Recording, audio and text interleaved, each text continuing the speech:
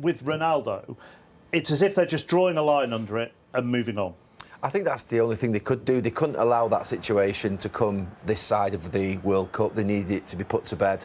They've handled it really quickly. I think it's best for all parties, Cristiano and for the club, that it's ended. It obviously ended in the first week of the World Cup, or just before the World Cup actually started.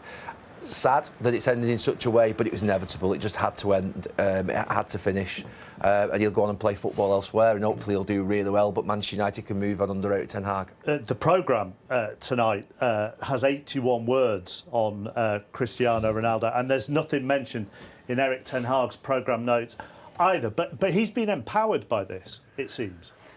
Yeah, I think so. I think, look, whatever his reasons were for doing it, he's come out at a time when it wasn't swimming, it wasn't going swimmingly for him, sorry. So I think that probably plays a little bit in the manager's favour in that respect. And I think the manager played it well, just dead calm.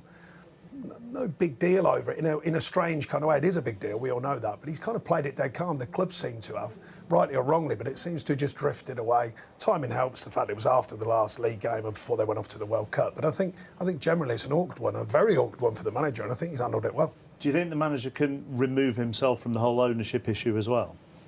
Yeah, I mean, it's out of his hands, out of everyone's hands. There's only, obviously, the Glazer family themselves that can determine what happens, and obviously the bidding parties. It has been needed, this. I mean, it was coming this for the last 6 to 8 months, because the cash requirement that's needed to rebuild this stadium, refurbish this stadium, whatever it is they decide to do, the cost of the transfer market nowadays, competing with City and the other clubs at the top. They haven't got the money. They've obviously put the club into quite a bit of debt, and they can't extend that debt either.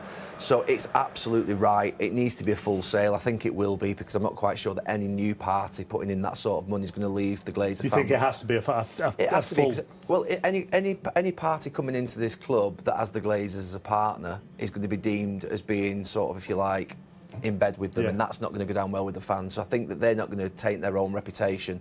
I can't see anybody being that silly and naive to come in and leave them in. They do need a clean exit, and I think it will be a clean exit.